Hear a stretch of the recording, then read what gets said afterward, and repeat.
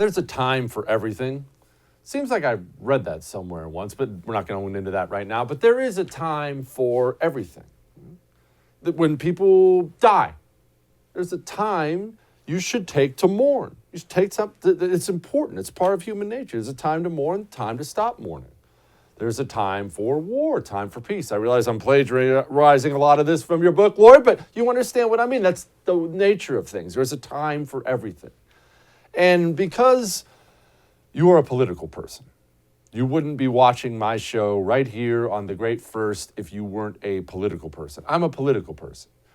And because politics is what it is, especially in America today, how hard do you have to look to get mad about something? To feel badly about something? To put yourself in a bad mood about something? I'll be honest with you, just do me talking here, shooting you straight. Last night, wife was watching one of her shows. Boys had gotten all their chores done. We turned them loose. They were playing. And I just had some time. And instead of doing what I try to do when I have some time, which is read a book or watch a documentary, I know I'm an old nerd. Instead of doing any of that, I thought to myself, I want to see what's on in the news. Let's see what's going on in the world. So I didn't turn on the news, you're right, because I'm not an idiot. If I turn on anything, it'd be the first. Instead, I picked up my phone. And I went scrolling through the political news here and there and here and there. And remember, I was doing fine when I started this. 20 minutes later, I got up to go get something from the kitchen, and the wife looks at me, sees me over there, she says, "What's wrong?" Because I just had this scowl on my face. Because this stuff, sometimes it just puts you in a bad mood, doesn't it? Sometimes it just is a gigantic downer. And not that the battle's not worth it. I understand that. We're going to keep doing that. But I do think it is important, especially around Thanksgiving time, Christmas time, this time of year, I do think it is important to talk about good things now and then, right? Life is good. I've used this example before, but I'm never going to stop using it because it is so appropriate. This right here, this is a glass of water. Just clean drinking water. I know you think I drink bourbon during the show. That's not true. It's actually just water, I promise. This is a glass of water. I am 17, 18 feet away, I would guess, from, if I were to chug this glass of water, going back and filling it up. Filling it up as many times as I want. I can just sit there and fill it up and keep dumping it down the drain if I want. And the water in here is clean drinking water. There aren't any parasites in this water. It's not going to kill me or my family. I am like 17 feet away from endless amounts of clean drinking water. I know you're an American. I'm an American. With all due respect to our international viewers, we're Americans. So we probably don't get how amazing that is. But today,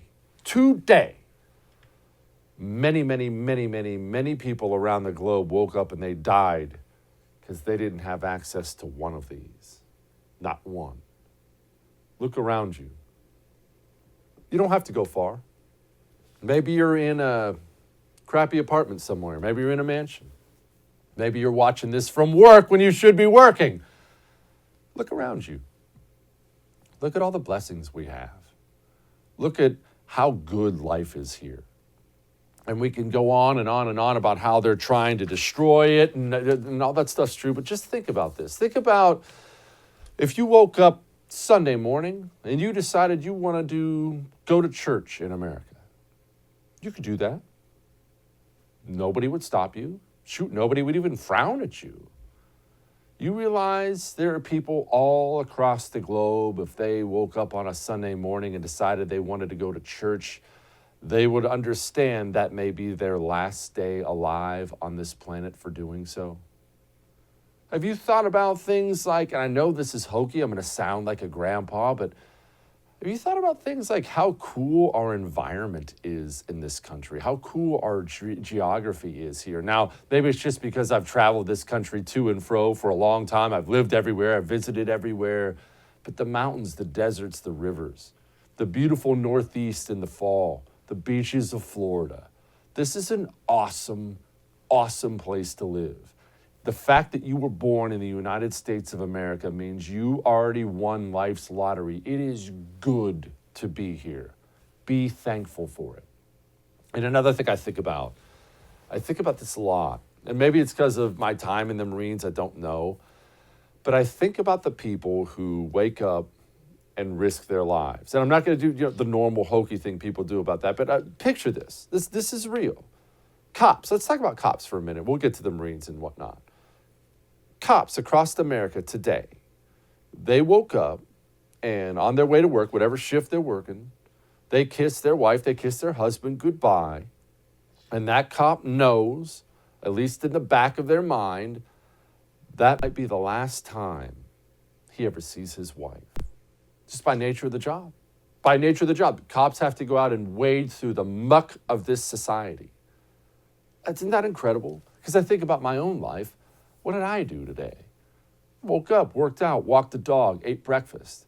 I drove to a TV studio, and I work for a company, the first, that lets me say whatever I want. I'm talking into the camera for an hour to you, which I enjoy anyway, as you can probably tell. After this, I'm going to go home, eat pizza, pet my dog.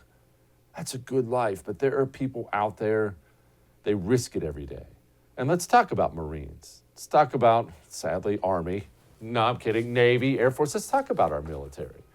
I'll tell you, I've witnessed this scene so many times, and various times where I've had to leave the country for just a couple deployments and whatnot, nothing major. But I'd see these husbands, because I was in the infantry, all male units, and kids holding on to their dad saying, "Don't go, Daddy." And then you're not going for a long weekend. Right? You're not going to golf in Mexico with the fellas. You're gone for 6 months. You're gone for a year. How thankful are you there are people in this country still willing to do that? Still willing to raise their kids by a Zoom call. It's amazing the things people are doing on your behalf, in my behalf, and we don't thank them enough. We really don't. And I'll tell you something else, not to get overly political on this show, but we are in a major, major, major fight for the soul of this country, for the future of what our culture is going to look like. And remember, culture is not complicated. They act like it is. It's not complicated at all. Culture is simply what your society incentivizes and disincentivizes. And right now, the people who are running this country, people who are running the system, as I call it often, they hate this place and they're trying to destroy it. Now, I'm not complaining. It makes me pause and be thankful for the people out there on the right, such as yourself, who have the guts to step up and say something. Because it's not easy for most people to say something, because you know what comes with it. You know what comes with that. All the vitriol and name calling and just nastiness out there. People risk their jobs for speaking up and saying the right thing now. People who are willing to step out and swim against the tide when everyone in society is saying no, and you step up and say, no, the right answer is yes, and there's no compromise on that. And I know what you might be thinking right now, because I have these thoughts a lot. I shouldn't, but I do. I focus on everyone on the right who isn't there when the going gets tough. They shrink away when that heat gets a little too hot. Why do I focus on them? The truth is, it's always the few who do most of the fighting. So think about a friend you have who stands by you, who stands for the right things when you do. Be appreciative, be thankful of that friend. Think about somebody you read. Maybe you read all their articles they write, or listen to their show, watch the show, whatever the case may be. Think about that person when they're saying things that are unpopular at the time, and be thankful. And most of all, and I do mean most of all, I'm thankful for me. Hey, thanks so much for watching the first on YouTube. If you liked what you saw, go ahead and like and subscribe. You heard me. Like it, subscribe. You'll get a lot more of it and a lot more of me.